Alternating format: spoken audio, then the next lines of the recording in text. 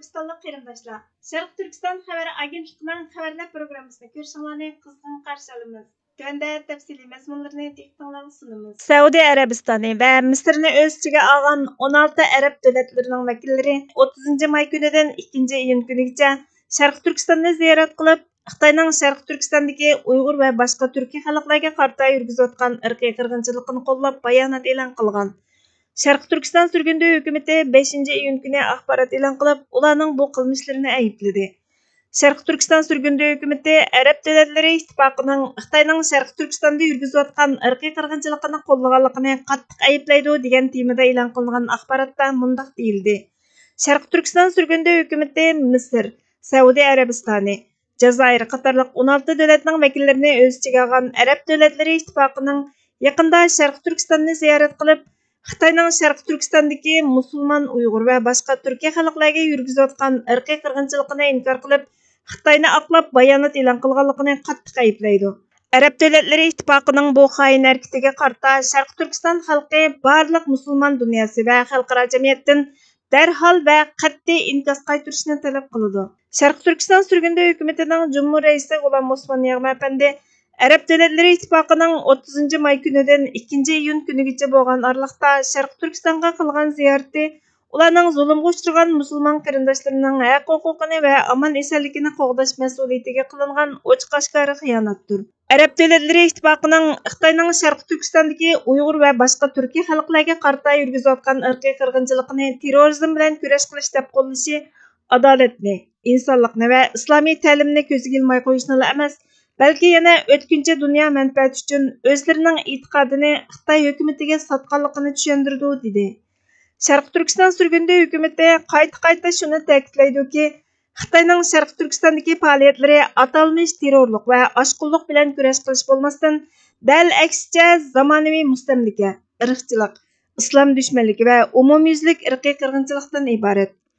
Yig'ilish lagerlariga qalaymaqon nazarband qilish, hamilisini majburiy tushirib etish, majburiy emgakka selish, yuzlarcha masjid va islomiy makonlarni chaqib etish, islom diniga oid kitoblarni ko'ydirish, ibodatlarni, musulmoncha ism qo'yishni, hatto assalomu alaykum deb salom berishni cheklash qatorliq qilmishlarning dalil isboti bor.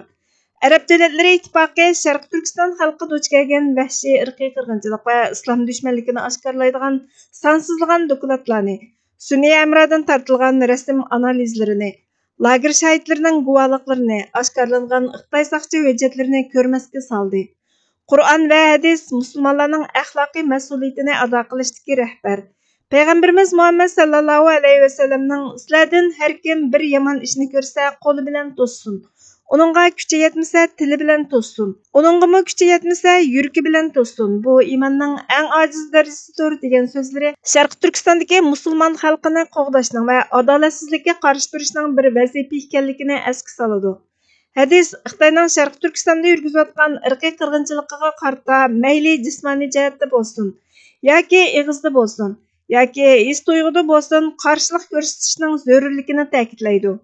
Sharq Turkiston sürgündü hükümetining Diniy ishlar ministri Abdullah Xo'ja Arab davlatlari ittifoqining Xitoyning Sharq Turkistondagi Uyg'ur va boshqa turkiy xalqlarga qarshi yurgizayotgan irqiy qirg'inchilikni qo'llashi Qur'onning buyruqlariga va payg'ambarimiz sallallohu alayhi vasallamning ta'limiga xilof bo'lib qolmasdan, balki musulmon arab davlatlarining vakili bo'lish nomiga dog' tekkizadi dedi.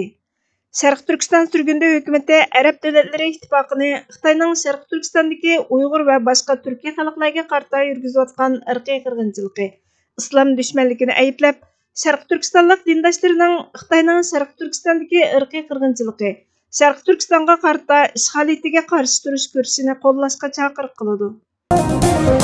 Xitoyning Sharq Turkistonda elib berayotgan irqiy qirg'inchilikni tugutish, Uyg'ur va boshqa turk xalqlarining Sharq Turkistondagi mavjudligiga kafolatlik qilish, Sharq Turkistonning mustaqilligini asliga keltirishni talab qiladi. Sharq Turkiston va Uyg'ur xalqini qo'g'dash uchun vaqt o'tib ketyotidi. Agar Xitoyning Sharq Turkistonda mustamlikachilik, irqiy qirg'inchilik va ishg'oliyat harakati davomlashsa, Uyg'ur va boshqa turk xalqlari keyingi 10 yilda o'z yurti Sharq Turkistondagi osonliq millatlarga aylanib qoladi. Kelgusi 20 yil ichida qolgan Uyg'urlar va boshqa turk xalqlari indigenous people'lar deb qaraladi. Ular Sharq Turkistonda oz sonliq millatga aylanadi. Xitoy mustamlikchilari va tajovuzchilari mutlaq ko'p sonni tashkil qiladi. Agar Uyg'urlar oz sonliqqa aylanib qolsa, ular kelgusi 50 yilda bir millat va xalq sifatida yo'qoladi. Bizning Sharq Turkistonning mustaqilligini asliga keltirish va Uyg'ur va boshqa turk xalqlarining Sharq Turkistonning kelgusi mavjudligini qo'g'dash uchun jiddiy tez harakat qiladigan fursat va vaqtimiz oz qoldi. Sharq Turkiston tashkilotlari, Uyg'ur tashkilotlarining hammasi va shaxslar cho'qim Sharq Turkistonning mustaqilligini asliga keltirishni oldingi o'ringa qo'yishi kerak. Agar hukumatlar, tashkilotlar va shaxslar kishilik huquq va demokratiyani ilgari surish va kafolatlantirishga haqiqiy sodiq bo'lsa, Uyg'ur irqiy qirg'inchiligini oxirlashtirish, kishilik huquq va demokratiyaga, Uyg'ur va boshqa turkiy xalqlarning mavjudligiga kafolatlik qilish uchun Sharq Turkistonning mustaqilligini asliga keltirishni oldingi o'ringa qo'yishi kerak. Biz Sharq Turkistonning mustaqilligini asliga keltirmay turib, Sharq Turkiston va Uyg'urlarning mavjud bo'lib turishiga kafolatlik qila olmaymiz.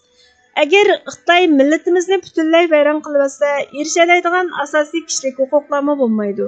Sharq Turkistonning mustaqilligini asliga keltirish birdan-bir hal qilish chorasidir. Salih Xudoyor. Bugungi xabarlarimiz bu yerda oxirlashdi. Bizga vaqt ayirganingiz uchun ko'pdan-ko'p rahmat. Kelar qatimqi programmamizda ko'rishguncha Allohga omonat bo'lgaysizlar.